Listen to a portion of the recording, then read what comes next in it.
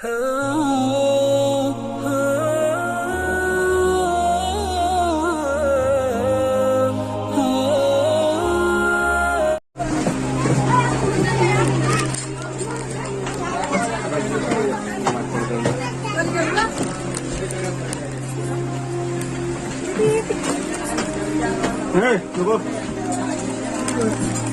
जा रुक जा रुक जा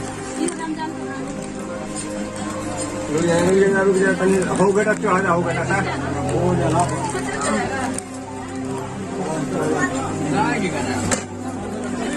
गिर गए नादां सजदे में जब वक्त क़याम आया। आज हम इस वायरल वीडियो के बारे में बात करेंगे। इस वीडियो में देखिए, कुछ लोग ट्रेनों के बीचों बीच लोगों का रास्ता रोककर नमाज अदा कर रहे हैं।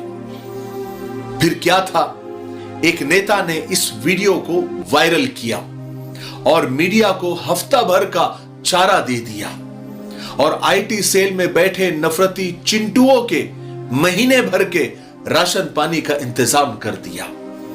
और फिर शुरू हो गया मीडिया, सोशल मीडिया पर बहस और डिबेट का सिलसिला।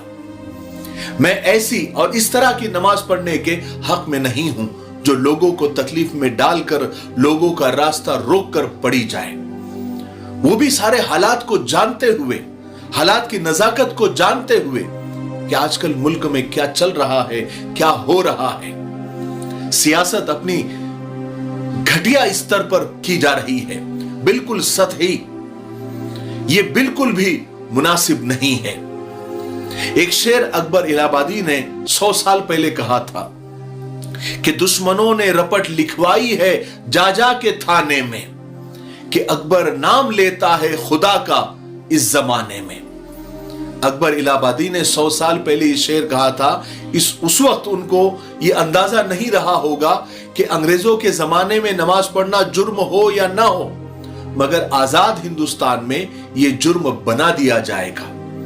आप जानते हैं, पिछले कुछ दिनों में अवामी मकामात पर नमाज पढ़ने वालों की गिरफ्तारियां हुई है, हो रही है, उन पर केस दर्ज किए जा रहे हैं, उन्हें जेलों में ठूसा जा रहा है, उन्हें कोर्ट और कचहरी के चक्कर लगाने पर मजबूर किया जा रहा है।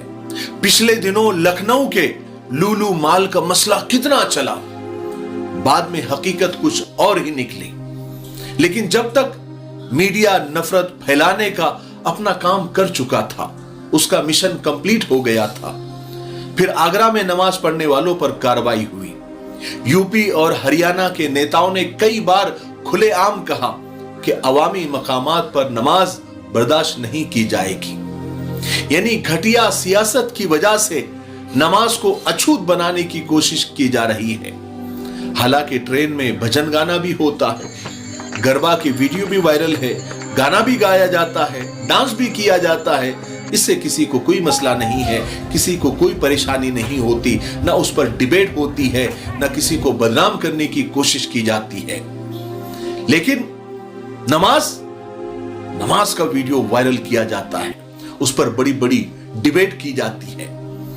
ये वही मामला हुआ ना कि हम आह भी करते हैं तो हो जाते हैं बदनाम, वो कत्ल भी करते तो चर्चा नहीं होता। सब जायज है, लेकिन नमाज पढ़ना जुर्म है या जुर्म बनाया जा रहा है। बहरहाल कोई कुछ भी करे, बस हमें यह जान लेना चाहिए कि हम ईमान वाले हैं, अल्लाह रसूल को मानने वाले हैं, कुरान पाक को मानने वाले हैं। हमें यह सिखाया गया है कि हमें किसी को भी अपनी जात से तकलीफ नहीं देनी है, ना देनी चाहिए, चाहे हमें कितनी भी तकलीफ क्यों ना उठाना पड़े। यही हमारे रसूल ने हमको सिखाया है, यही कुरान की तालीम है, यही हदीस की तालीम है कि हमारी वजह से किसी को भी रत्ती बराबर भी तकलीफ नहीं होनी चाहिए। तो अब मसला यह है कि आज के हालात ऐसे बन गए हैं कि ट्रेन में, बस में, एयरपोर्ट पर, किसी भी अवामी जगह पर नमाज पढ़ना गोया आफत को मोल लेना है, मुसीबत को दावत देना है। अब ऐसे वक्त में अगर नमाज का वक्त हो जाए, ऐसी जगह पर नमाज का वक्त हो जाए तो क्या करें? शुजात और बहादुरी का मुजाहिरा करें कि जो होगा देखा जाएगा। चाहे पुलिस स्टेशन जाना पड़े, चाहे जेल जाना पड़े, चाहे कोर्ट कचहरी के चक्कर लगाने पड़े, लेकिन हम नमाज पढ़ के रहेंगे। क्या ऐसा किया जाए? तो इसका जवाब है नहीं भाई, बिल्कुल भी नहीं। देखिए, दीन बहुत आसान है, हमने उसको मुश्किल बना रखा है। अल्लाह तबारक व तआला अपने बंदों पर उनकी जान से ज्यादा बोझ नहीं डालता। हमें अपने जान माल, अपनी इज्जत आबरू की हिफाजत करते हुए दीन और शरीयत की हिफाजत करनी है। दीन बोझ नहीं है। अरे दीन में तो इतनी सहूलत है कि अगर आप बीमार है, खड़े नहीं हो सकते तो बैठ के नमाज पढ़ो, बैठ कर नहीं पढ़ सकते तो लेट कर पढ़ो। अगर आप इतने बीमार हो गए कि लेट कर भी नहीं पढ़ सकते तो इशारे से पढ़ो, और अगर इशारे से भी नहीं पढ़ सकते, आप इतने बीमार हैं, आप वेंटिलेटर पर लगे हुए हैं, तो आपको नमाज माफ है, क्योंकि आप मजबूर हैं, आपके हाथ में कुछ भी नहीं है।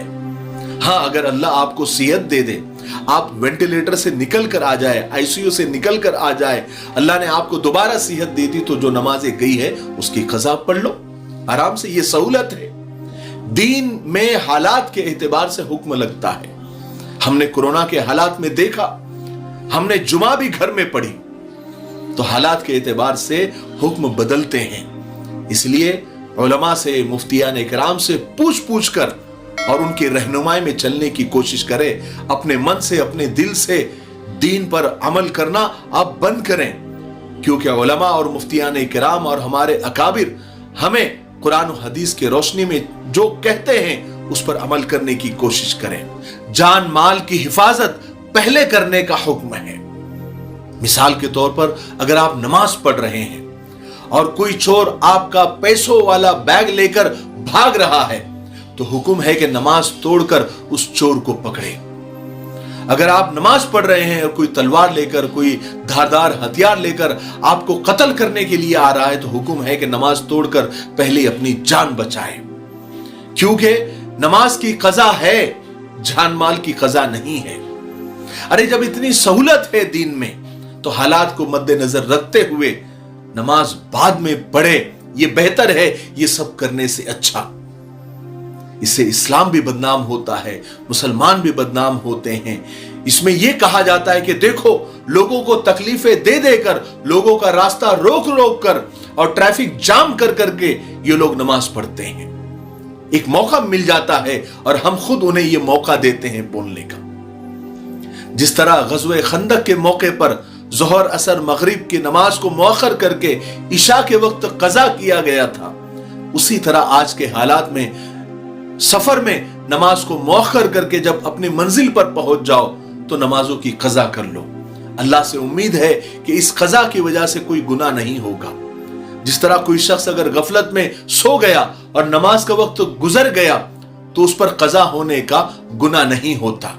इसलिए कि जिस तरह यह मजबूरी है, तो यह भी एक मजबूरी है।